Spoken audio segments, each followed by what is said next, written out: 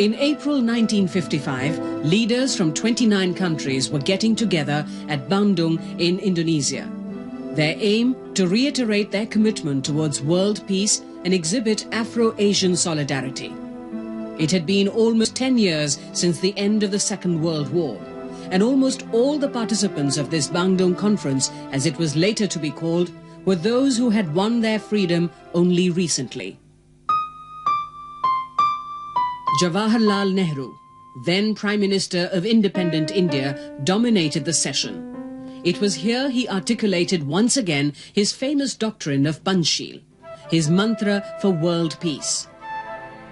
He had delved deep into the country's civilization to find this word. It was coined from Buddhist precepts, the Noble Fivefold Path.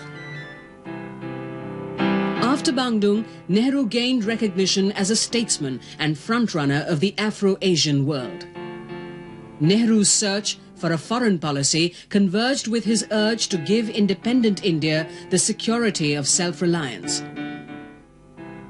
Only a few years earlier, this mantra of Panchsheel had been adopted as a preamble in the treaty India had signed with China. These were the heady days of success of Nehru's foreign policy.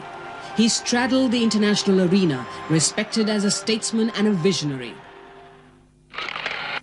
By the time the Conclave of Nations officially formed the non-aligned movement in Belgrade in 1961, Nehru, Nasser of Egypt and Marshal Tito of Yugoslavia were acknowledged as the architects of this unique international diplomatic tool.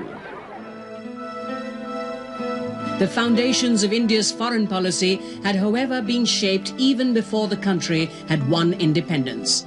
Nehru and his colleagues saw in the struggles of other nations lessons for themselves. Nehru's worldview was tempered with the struggle of his country's independence. In his long battle against the might of the British Empire, he had experienced firsthand the consequences of colonialism.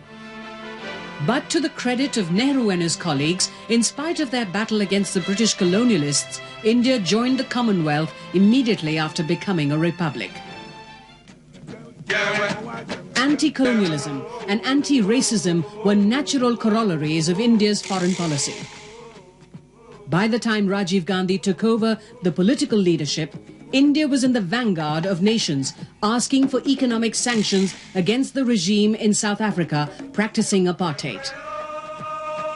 In the Commonwealth Summit held, Rajiv Gandhi took on the wrath of Margaret Thatcher, then Prime Minister of Great Britain, and asked for sanctions against South Africa. But while new opportunities opened, it cannot be said that tensions in the world have lessened.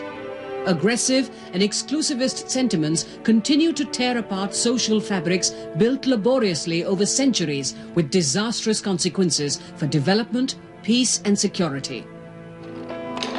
India has taken major initiatives in strengthening bilateral relations with its neighbours, both individually and within the framework of SAARC, the South Asian Association for Regional Cooperation.